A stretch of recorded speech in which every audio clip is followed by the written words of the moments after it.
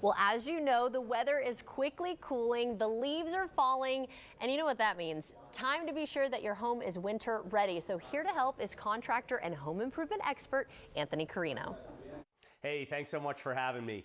Yeah, so there's really two different tracks here. There's the maintenance of your existing system, and then there's if your system is nearing end of life and you're in the market for a new system.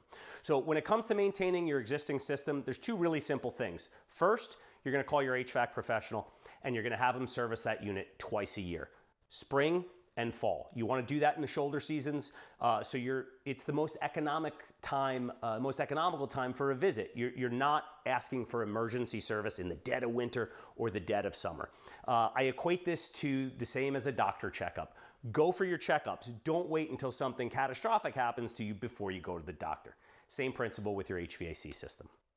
The other thing you can do, and you can do this yourself with no tools whatsoever, change your air filter. Number one, we want nice, good, solid indoor air quality. And number two, it extends the useful life of your HVAC equipment because your system doesn't have to work as hard to do the same job it's always doing. I recommend doing this with every season, so just about every 90 days. If you do have pets or someone in your house with asthma or allergies, you want to do that a little bit more frequently, call it 30 to 45 days, to really make sure that there's no dander in the air, that folks that do have those ailments are breathing the healthiest possible air. Now, if you are in the market for that new system, I highly recommend checking out variable speed heat pumps. I installed one from Trane a couple of years ago and I'm really happy with the results. So a couple of things. Variable is the key word here. So old systems had two speeds, on and off, which means when it's on, it's at maximum speed, it's at maximum utility usage. The Trane unit that I installed has 700, yes, 700 different speeds. So that means that the system ramps up utility usage and then ramps it back down once your house achieves the desired temperature.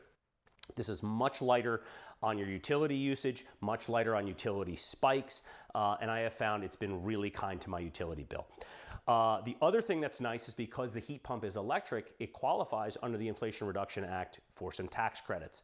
Now, before I go any further with that, the easiest way to handle this, go on to Trane.com, check out there's a section for local Trane comfort specialists, book a visit. It's free. They can size a system for you. They can talk to you about costs, different efficiencies of the different systems they have, and they can give you all that tax credit information.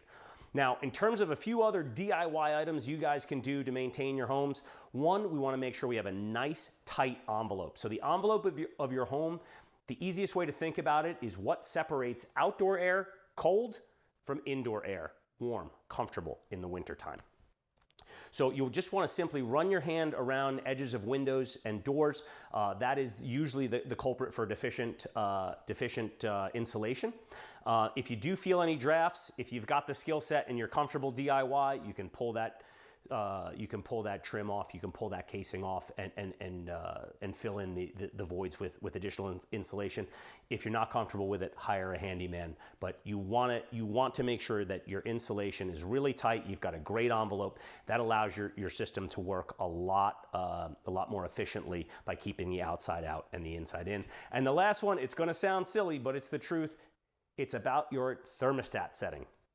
The lower you can keep that thermostat setting in the winter, the closer to the outdoor air temperature, the more efficiently your system will run, the less you're going to be spending on utilities. That sweet spot, 68 degrees to 71 degrees.